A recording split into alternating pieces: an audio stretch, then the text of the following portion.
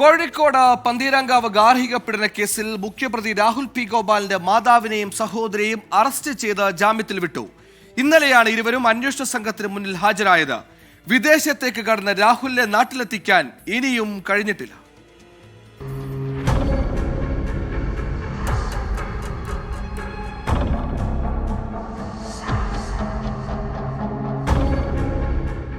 പന്തീരങ്കാവ് ഗാർഹിക പീഡന കേസിൽ ചോദ്യം ചെയ്യലിന് ഹാജരാകാൻ ആവശ്യപ്പെട്ട് ഒന്നാം പ്രതി രാഹുലിന്റെ മാതാവ് ഉഷാകുമാരിക്കും സഹോദരി കാർത്തികയ്ക്കും പോലീസ് നോട്ടീസ് നൽകിയിരുന്നു. എന്നാൽ ആരോഗ്യ കാരണങ്ങൾ ചൂണ്ടിക്കാണിച്ച് ഇവർ ഹാജരായില്ല. കോഴിക്കോട് ജില്ലാ കോടതിയെ സമീപിച്ച് മുൻകൂർ ജാമ്യം നേടുകയും ചെയ്തു. തുടർന്നാണ് ഇന്നലെ അന്വേഷണ സംഘത്തിന് മുന്നിൽ ഹാജരായത്. ഉഷാകുമാരിയും കാർത്തികയും ആരോപണങ്ങൾ നിഷേധിച്ചു. ഒടുവിൽ അറസ്റ്റ് രേഖപ്പെടുത്തി കോടതി നിർദ്ദേശപ്രകാരം ജാമ്യത്തിൽ വിടുകയായിരുന്നു. വിദേശത്തുള്ള രാഹുലിന്റെ വിവരങ്ങൾ തേടി ബ്ലൂ കോർണർ നോട്ടീസ് നൽകിയെങ്കിലും മറുപടി ഇനിയും ലഭിച്ചിട്ടില്ല.